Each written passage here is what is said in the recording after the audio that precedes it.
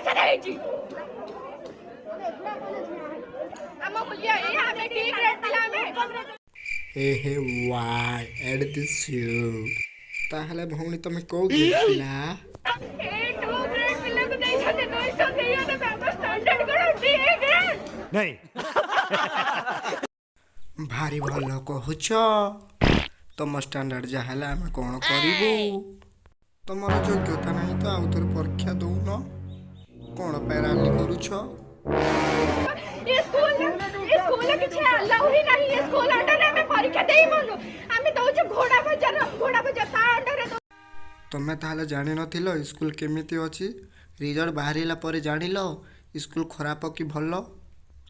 government school पिला पाई छंती गधा पिला माने पाई छंती 300 प्लस नंबर